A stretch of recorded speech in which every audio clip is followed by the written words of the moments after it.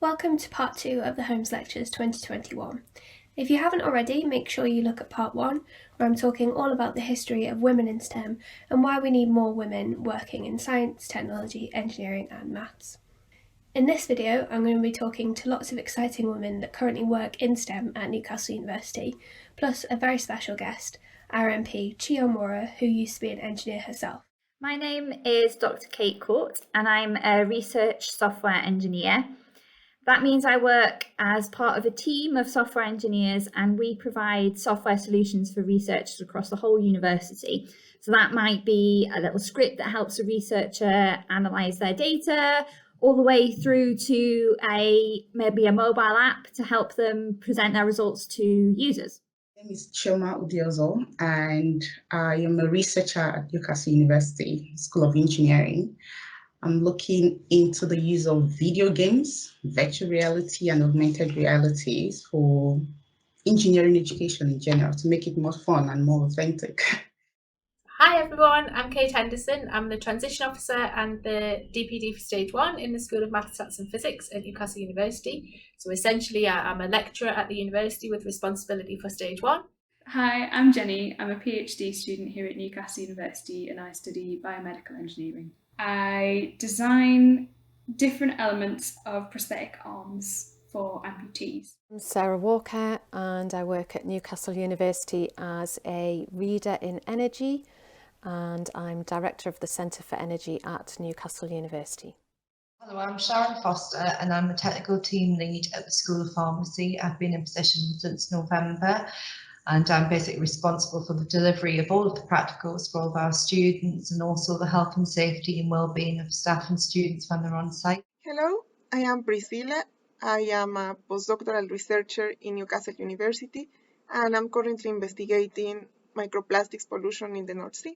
I'm Yu Zheng Wang. I'm a research fellow in the School of Computing here at Newcastle University, and my research is into how to improve clinical treatments, essentially for people with neurological conditions like epilepsy. I'm Chion Wara. I'm the Member of Parliament for Newcastle upon Tyne Central and the Labour Shadow Minister for Digital Science and Research. Did you always want to be a scientist or an engineer, or did you want to do something different when you were younger? No, I didn't always want to be an engineer. I actually didn't even know what an engineer was until I was about 16, 17.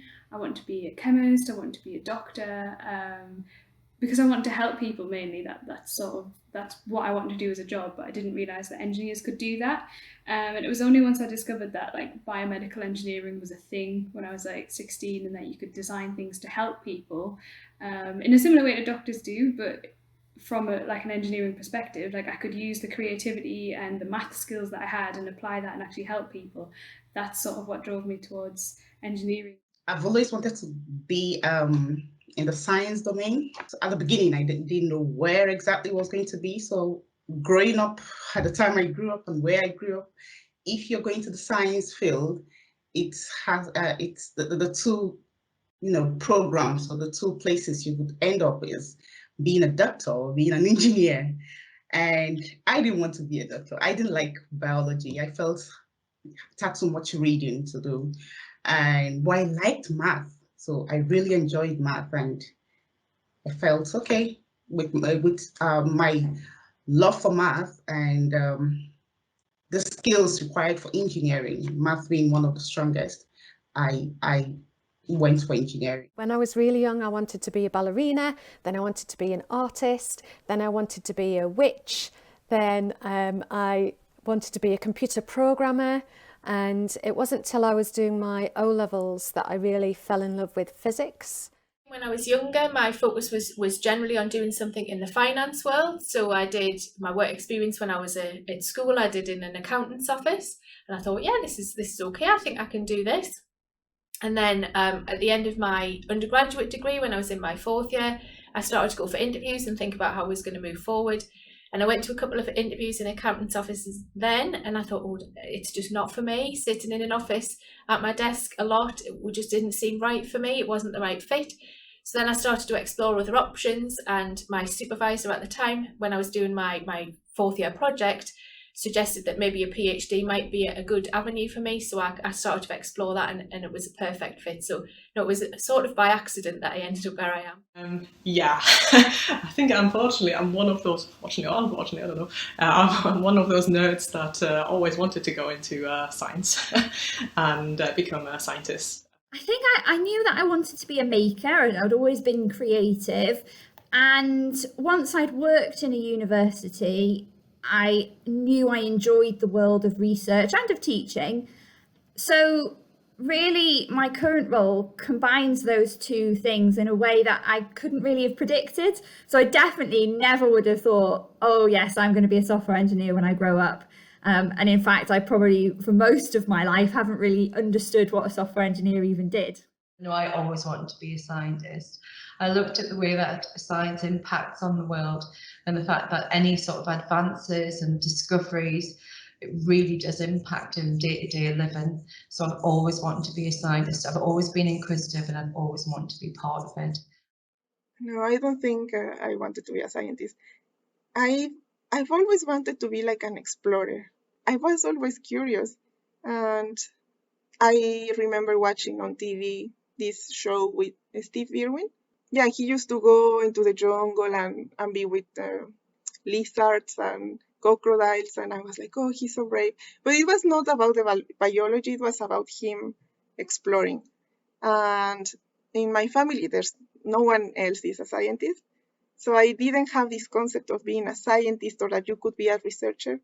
I think I'm only from about the age of 7 or 8 that I wanted to go into science or engineering. And I was kind of inspired by just the sense that Newcastle and North East is a place where we make and build things.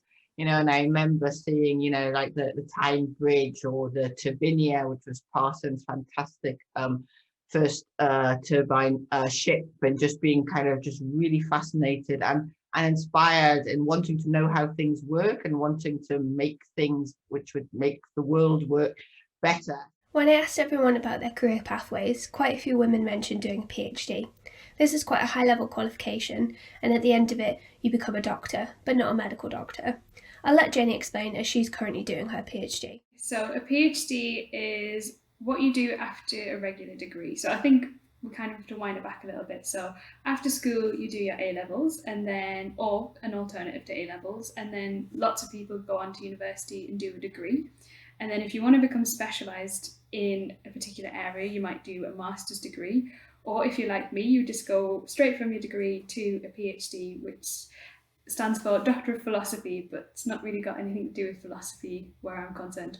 So a PhD is kind of like you've picked a subject that you really, really want to focus on, and then you spend about 3.5 years learning everything that you can and trying to come up with new things in that area, and then you present your research, the new things you found, to the world. So it's a bit like a job, and it's a bit like studying mixed into one. So my undergraduate was in fine art, and then I went on to do a master's and a PhD looking at women and textile production. So I wrote a lot about creativity and identity. And then I worked as a researcher and a lecturer in various different positions, various different universities, all within schools of design. So sticking firmly in the humanities. And I guess a number of things kind of happened that I thought, oh, I'm ready for a bit of a change. I'd had a lot of fixed term positions, so I wanted something that perhaps offered a bit more of a stable career path. And my brother was a software engineer, so I knew a very little bit about what that might involve. And I was working on a research project that looked at how we can bring together creative and digital businesses in the Northeast to promote kind of growth in the region. So I was starting to think, I think there's something kind of about the crossover between creativity and traditional digital skills. And Newcastle University offer a conversion course masters in computer science. So that means people from any background can go on to do it. So I took the plunge without knowing really any programming at all. And that was fantastic. And I loved the opportunity to go back and learn. And the job at Newcastle, my current job, came up towards the end of that course. And I probably wouldn't even have thought to apply. I probably would have been too scared, I guess, because I didn't have maybe all the skills that they were asking for. And I certainly had limited programming experience, you know, fresh off this master's. But someone encouraged me to apply, and that was great. It was such an amazing opportunity just at the right time. First of all, I enjoyed maths all the way through school, and it was always the thing I could do. I'm absolutely horrific at sort of English-based subjects, and essay writing subjects are horrendous for me. But anything which is fact-based or calculation-based is right up my street. So I always knew I wanted to do something with that. So then when I finished my A-levels, I'd done A-levels in maths, business studies, and psychology, and further maths. Psychology I had enjoyed as a bit of variety, but it was essay-based, so I had found it quite tough. So then I decided I was going to do a maths degree, and I came here to Newcastle to do that. I finished my degree, as I've alluded to in the previous question. I did a project in the 4th year with a supervisor who I really got along with. So at the end of that, we discussed things, and I went on to do a PhD with the same supervisory team. It was an interdisciplinary PhD with maths and archaeology. So it's population dynamics, modelling of archaeological phenomena. And after I finished that, again, I was a little bit unsure what I wanted to do, and we'd applied for some research funding, but that hadn't come through in time. So I went on to do a PGCE and became a qualified teacher. And I went and taught in the local area in North Tyneside for about 6 years. And just as I was kind of looking for the next opportunity, the opportunity came up to be a transition officer here at Newcastle in the School of Maths and Stats at the time. And this was really excellent for me because it was blending the skills that I had in teaching in local high schools and in having an applied maths PhD that I could apply to the whole job role, really. Okay, I started off as studying chemical engineering for my bachelor's degree in Nigeria. And after I graduated, I came to Liverpool to do a master's in operations and supply chain management. So it's all industry related. And after that, I spent 2 years as a researcher in Istanbul in the field of learning sciences.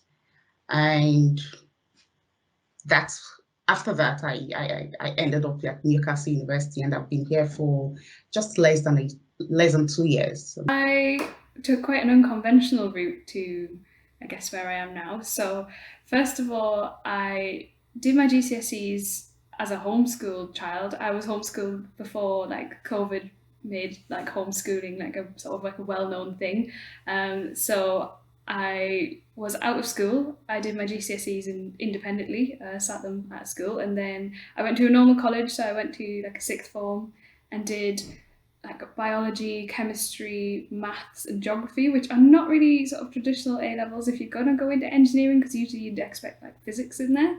But luckily there are a few universities who take students who don't have physics for engineering degrees. Newcastle is one of them. So I was very lucky in that respect because it was the university I wanted to go to anyway. And then I did my degree in mechanical engineering, and then went on to do what I'm doing now, which is biomedical engineering, and sort of skipped the master's year, which is again unconventional. So I had a bit of an odd path to where I'm at now, but I'm really glad because I like where I'm at. After A-level, I went to university and studied physics at Leicester University.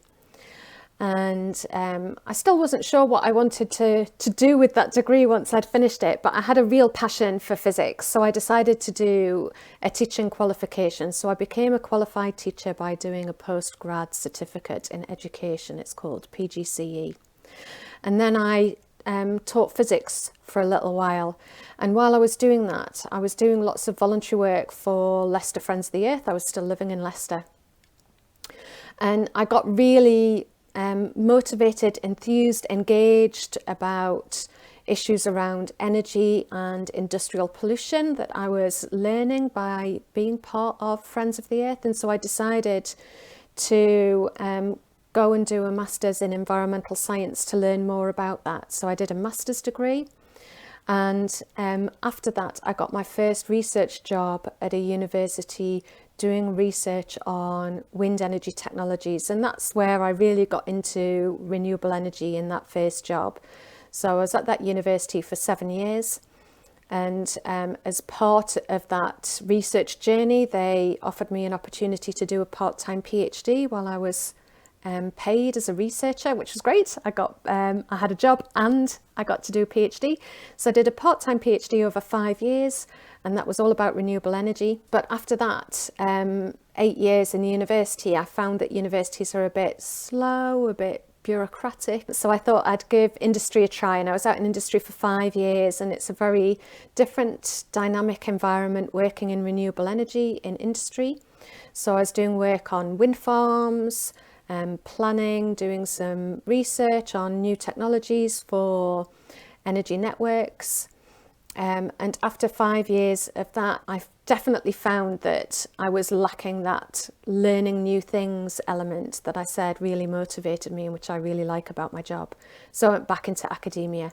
And so I've been in academia since 2007. I've been doing research since then, teaching, and now I lead a Centre for Energy, and I have 3 big research projects.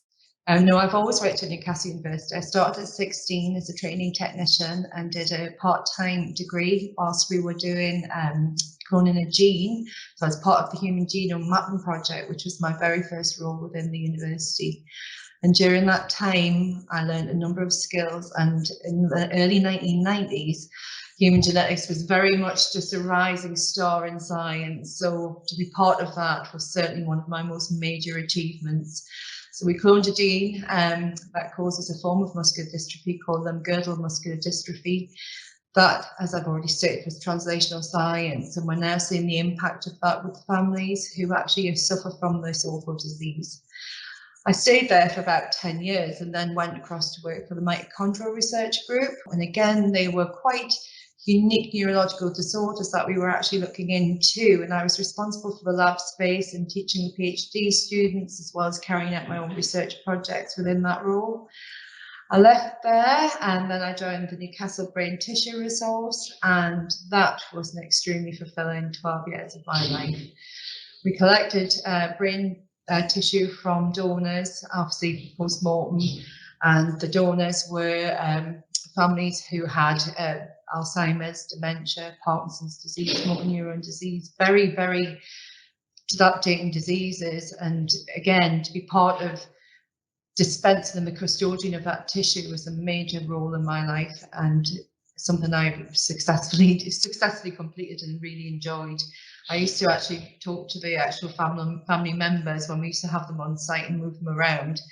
And we used to attend all of the Alzheimer's conference and dementia and Parkinson's disease, and had strong links with the local community through that. And then, like I said, in November, I had a completely different change in career path, largely down to the fact that I felt that I exhausted my skills within that environment and felt that I needed a new challenge. So I've never actually been involved in teaching with the students at Newcastle University. So I was given the opportunity and the role here in the School of Pharmacy, and now working on the delivery of those practicals. And I absolutely love it. When I was in secondary school, I was like, I really like science and I really like history. And I didn't know what to choose, but then it's a different system to the UK. I am from Mexico. So is you do your secondary schools, those are 3 years. Everybody does the same 3 years. So the last year of high school, you can choose an area. One of them is on like arts and humanities and that type of thing. I chose that one. So I didn't do sciences as my last year of high school. I thought I wanted to be a historian. While I was taking that, I noticed that maybe it could be more like a hobby, but I didn't see that as a career for me. Because again, in my family there, well, nobody had a degree to tell me like, oh, this is what you do as this. So, well, I was lucky that I could then go into university. And yeah, I applied for chemistry because my teacher in chemistry during that time in high school, he was very, very inspiring. During my undergrad, the first year, I had this amazing lecturer, professor actually.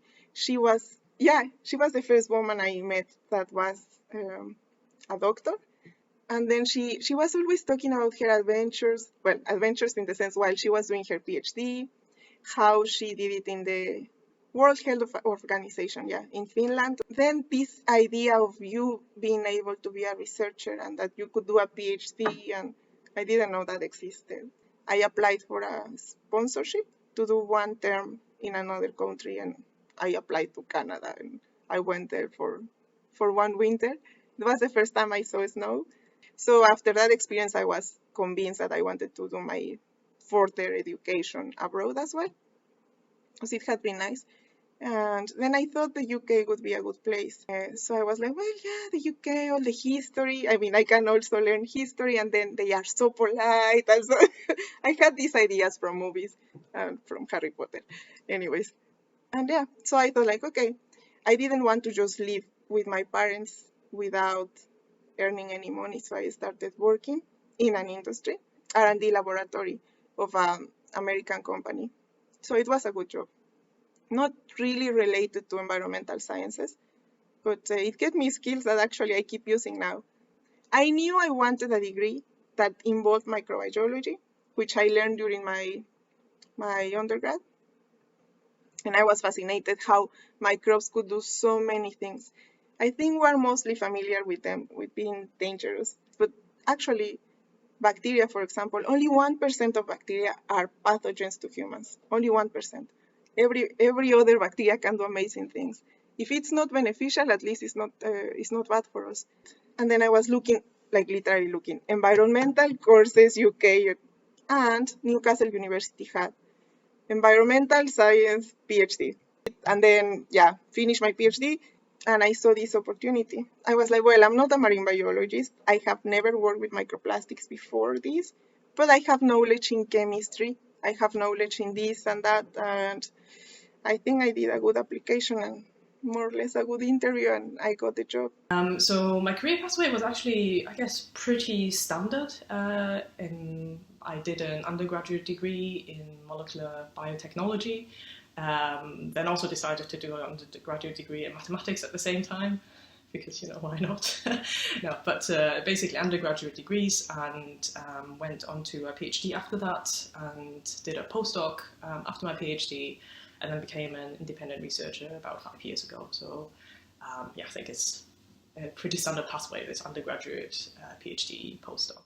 So I was always interested in science, and I decided to do engineering when I was about 14, because I thought that's when you had to make choices. And I thought I wanted to build things. I didn't want to research the theory of it, though that's great. I applied for Imperial College, I went to Imperial, but when I graduated, I decided, luckily in some respects, to go into this new emerging area called communications. And this was in the 80s, just as, if you like, the sort of first wave of telecommunications growth was taking off. And so basically, as an engineer, I'd say I worked from 1987 to 2010. I worked all over the world. I worked in hardware development, software development. I built out networks. It was great to wake up every day and know that you were doing something that was challenging and interesting and really, making the world better. What made you want to kind of move away from engineering and into politics? So I was always active in the Labour Party. The MP for the area of Newcastle that I grew up in, where I went to school, Kenton School, announced he was retiring. And if I was ever going to politics, I knew I wanted to represent the place where I grew up and the people I really cared about. And also, I'd say that I'd worked for Ofcom, which is the regulator as a head of technology, and I'd also worked out in Nigeria, as I said. And what those two experiences really taught me was that I could design sort of the best network in the world, and part of me still thinks I could. But whether or not it was used by people, whether or not people could afford to buy it, whether or not they had the skills to use it, that was all down to politics. Whether or not regulation allowed you to build it out, that was all down to politics. And I think in some ways, everything politics drives the kind of the availability and the skills of people and how our world and our country works. And so I thought I really wanted to make positive change in that way. What kind of skills do you use in your work? I have to be able to communicate well. Explanation skills, communication skills. But communication is key. I would say communication skill, very important, because whatever result you get, or even when you're trying to communicate your thoughts or your research process, you would have to be able to, communicate it in a way that your audience are able to understand. Creative problem solving skills. Problem solving. Problem solving. Problem solving skills. Being able to problem solve. And you're never going to always know everything. You often have to work things out. You'll often encounter new problems. So seeing those problems as, I guess, challenges, things to solve rather than barriers is important. Generally for research, I found out that time management skill is very crucial. Organizational skills. And organising things. Got to be good at organising things. So research isn't a one man or one woman business, as it might seem sometimes. It really is teamwork. And so it's actually extremely important to communicate well with other team members. Creativity, obviously. I would say design's the key one. And then I guess the bit that I enjoy the most is the creative bit. So being able to think of ideas, new ways to do things. A lot of patience, because the experiments or your design of experiments sometimes doesn't go as you plan. So you have to be very patient. That you learn along the way. And lastly, data analytic skills. Data analysis skills as well, in order to analyze results. You need like an analytical mindset. But by analytical, I mean you are constantly asking questions. Throughout your career, have you often found that you've been one of only a few women in a room? And if so, how did you find that? It's kind of normal for me right now, because I started off the Department of Chemical Engineering back at home, and we had about, I think, 15 to 20% women in the classroom. So for me, it's never changed since then, and sometimes I don't really notice because it's normal to me.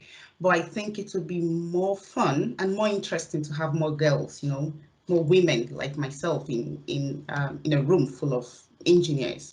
The team I am with to do my PhD, we have a very diverse team. There are lots of women, there's lots of people from different backgrounds. So I'm very lucky in that respect, but I have had that experience in the past in different companies I've done internships for, or just at university in general. I have found that often you are either the only girl or one of the only girls. It can be uncomfortable. I have found it to be uncomfortable because it can sort of give rise to humour that just isn't okay. When there's a lack of women in the room, sometimes people do tend to forget to sort of check and stop and think, is what I'm saying okay? And sometimes if you're the only female there, you can feel very uncomfortable with it. I mean, the way I've dealt with it is to either just raise it at the time, but I know a lot of people don't feel comfortable doing that and they shouldn't have to raise it. So yeah, there have been quite a few uncomfortable experiences being sort of one of the, in the minority. But I have noticed it getting better over the last few years. I see each year with each cohort of mechanical engineers that come into the university, I'm seeing more and more girls. I'm seeing a more diverse range of people there. So it is clear that things are starting to change, which is good. Engineering is quite male dominated, and energy engineering is also quite male dominated. So a lot of the time there are very few women in the room. So this has its advantages and disadvantages. The advantage is that people remember your name because you're not one of several Pauls or Peters in the room. The downside primarily is that quite a lot of networking in industry and in academia happens in quite male-dominated environments like the golf course or the pub. So there are ways around that, and you kind of develop your own ways of networking and building relationships that go beyond those more male-oriented pastimes. You've just got to find alternatives, but certainly it's not held me back. I'm really lucky. I have a wonderful team which has, I think, probably 50% women. When I've attended events for research software engineers across the country, it's often the gender split is not like that. So it is often that an amount of the people in the room are men and tends to be maybe a bit older men. I guess perhaps I do feel a bit uncomfortable sometimes in those situations. When I think back to when I have been, actually, I've tended to be with team members, and I feel so supported by them that allows me to go into those spaces, I guess, and I take a bit of that confidence with me. I've always felt very comfortable to bring up any points or opinions that I have. I've never felt in any way that it's a problem if I am the only female in a meeting or in a room. I would just say that as long as you're confident and you're good at your job, everybody will treat you equally. I think it's quite an interesting one, because in the early 1990s, I think it's fair to say that the world of neurology was a very dominant male environment. However, the irony is that the team that I worked with, it was an all-female team that actually cloned the gene. So although we were female-led, the surrounding environment was very much male-dominated. But we never once, during any of those times at conference or meetings, were ever felt that we were any less valued because of the work that we were doing was of such great importance and valued. It comes back to a very interesting scenario I did with the university, where I did a training program where we sat with a facilitator who said that as a woman who walks into a room, you can often feel that you have a child with a backpack, and you must remember to take that backpack off, sit up straight, and remember you have a voice and that you're an adult. And it bodes me well if I ever feel a little bit off kilter and a little bit out of sorts in a meeting where I feel I can't actually voice an opinion. I physically and mentally remove my backpack and then sit up straight and then have a voice. I've never felt actually that was holding me back in any way. So being the only woman in the room didn't bother me and didn't really stop me from doing anything, or at least I didn't feel that way. And I guess that's actually because growing up kind of as an Asian child, as the only Asian child in my school, was always a bit used to being a bit different to everyone else, or looking a bit different at least to everyone else. And I was fortunate enough that the school and my friends back then didn't, that fact didn't alienate me, but actually I think it really helped me to see that everybody has something that's a little bit different, that sets them apart from everyone else. And that really shouldn't be stopping anybody from doing anything, but quite to the contrary. I think actually that is the key aspect that makes creative workplaces like science and research successful. I was almost always, the only woman and the only person of colour, apart from when I worked in Nigeria. That's great. And also the only northerner, and often the only, the person with a working class background. And so that was very, isolating. It's very tiring always being the exception and always being the only one. There's that to deal with, in addition to, at times overt sexism and or racism. I think things have changed a lot since the 80s and 90s, thank God. When it comes to that, and that there has been some progress in bringing and making engineering more diverse, but it is a challenge to be the only one in the room. And the way I dealt with that was to have really good networks, I'd say, outside of engineering or in different engineering bodies. I fundamentally believe in sort of the core that everyone is equal and deserves equal opportunities. So having that, it's hard sometimes when that was being challenged, but that helped me as a fundamental belief. And what's your favourite thing about your job? What I really like about working at a university is that you get to learn new things. It's definitely food for the brain. I just love the fact that I get to potentially help people in the long run, like the fact that something I design or something I've worked on might make the smallest difference or the smallest improvement to someone's life just means the world to me. I really enjoy the variety. I get to work on such a diverse set of projects and with really fascinating people. I get to use very interesting technologies, so like virtual reality headsets. Earlier this year, I played a multiplayer zombie game on VR. So imagine wearing the virtual reality headset and you're seeing zombies all around you and trying to shoot them, coming close to you. It's like real, and I get to do this lots of times a year.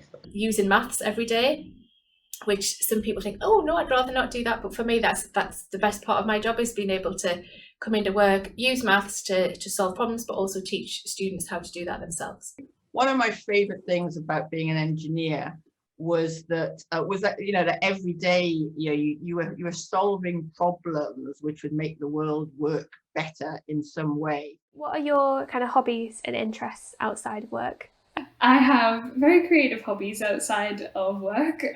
Some people would call them unusual. I spend a lot of time knitting, which I know isn't very cool, but I enjoy it. I actually knitted this jumper.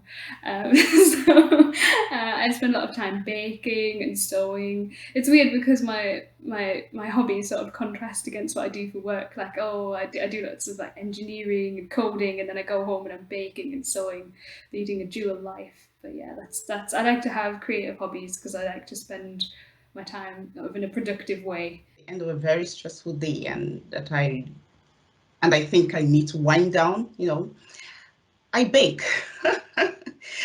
So baking is a therapy for me. I don't think about it. I just, do the things I do. So I love baking and trying out new recipes from the internet, even if I don't eat it eventually. I just, try it out. Those are the things that I do to calm myself down. And I love comedies and dramas. I watch a number of them on Netflix. It might not surprise you to learn that I still make a lot of things. I enjoy sewing and printmaking. I tend to always have a project on the go, and I struggle if I don't have something actually to do. And I have a dog. I have a lurcher, so we do lots of walks and spend lots of time outside. I've now gone part-time, and the reason for that is I have a small child, so I have now a 2.5-year-old. This is why I now look much more tired than I ever have before. So outside of work, I'm quite busy. I have a lot of childcare that goes on, and so the thing we're enjoying at the moment is going to swimming lessons. And I also have a dog, so we do lots of dog walking. And believe it or not, the other thing I quite like doing is doing some running. So I did the Couch to 5K over lockdown, and I've kept that going. So that my hobbies and interests are running, dog walking, and looking after a small, slightly wayward child. Well, I'm obviously a mother, so I have a daughter who takes up a lot of my time with our dancing, but I also have a dog called Ozzy who I like to take walking along the beaches, and I like to cook and read, and so it's quite a busy lifestyle, juggling everything. But I think as long as I'm outside and in the open, and I also support our local team, which is Five Spartans, so I like to get there. I've been doing Asian martial arts for over decades now, and really enjoy it. And it's very different, and it really kind of encourages a different way of thinking. And I I was an artist and photographer for a long time, actually, before I even started my research career. What do you feel has been your greatest achievement so far, or what are you most proud of?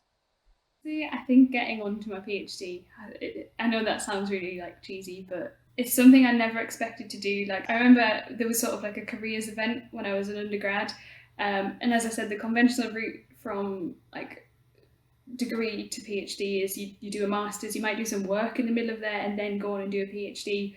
And I remember sort of tentatively raising my hand at this careers event and being like, is it possible to go from a bachelor's degree to a PhD? And everyone actually laughed at me, the other students that actually laughed. And I was like, oh, okay, maybe not. I applied for a scholarship to a studentship here at Newcastle to do a PhD. And when I got it, I was just like, oh my goodness, I've actually done it. I've done the thing that is really, really sort of difficult to do. I've managed it. I mean, I haven't done the degree yet, but I've actually managed to get onto it. And that for me was just a massive achievement that I actually managed to get that studentship. It was I can't believe this is happening to me.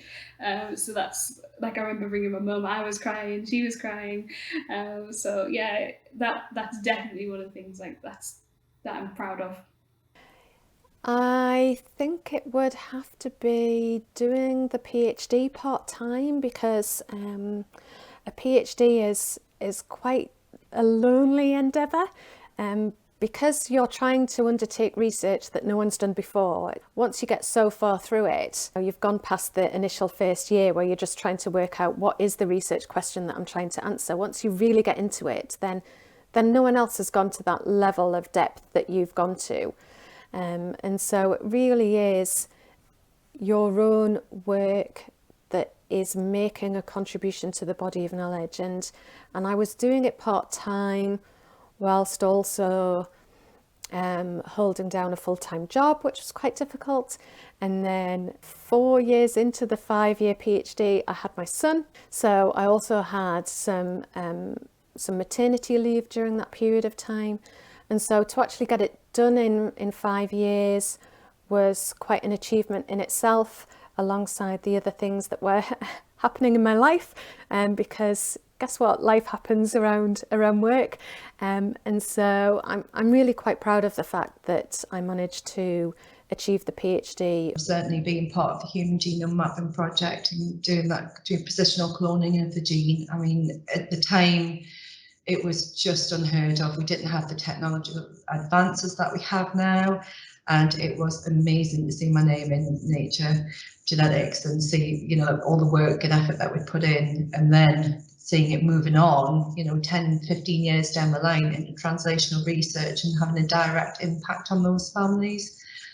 Then I'm most proud that I've taken opportunities, and even though they might be scary, I've kind of gone for them with enthusiasm. I've gone into quite a lot of things and new discipline areas where I perhaps didn't have everything that was on the job spec, and it's taken a bit of confidence. It's a bit nerve-wracking to go and do those kind of things. So I'm proud of myself for doing that.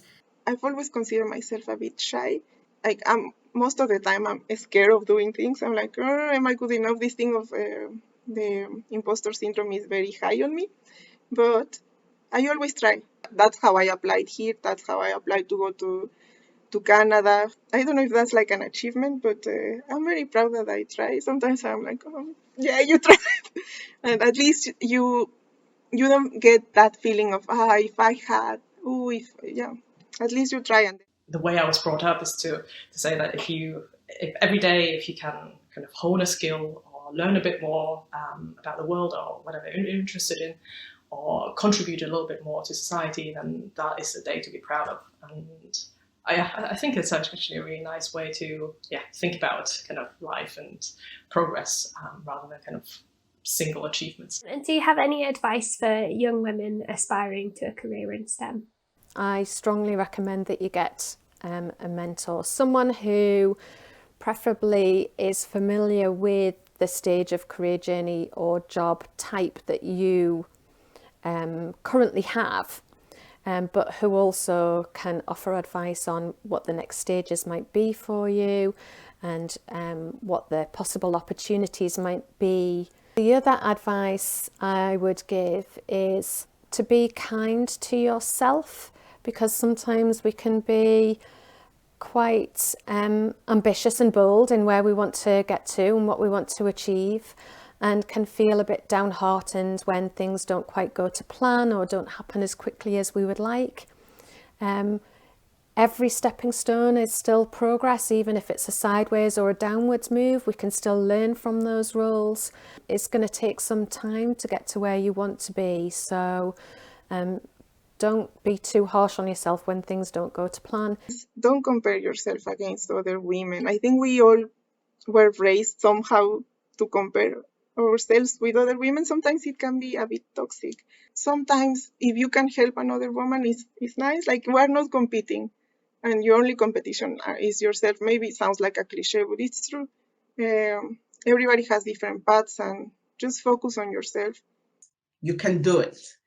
The STEM domain is not reserved for any particular group of people. All you need is interest, and great, you should be interested in it, and you should be ready to work hard, because like any other thing in life, it comes with its own difficulties and times where you need to work extra hard, but you can do it. There are different opportunities within the STEM field. You don't necessarily have to be an engineer. You could be a scientist, you could be a mathematician. And you don't also have to be the best science student in your class. You have to be good at them at least. You have to pass them for your A level to be able to get into the uni.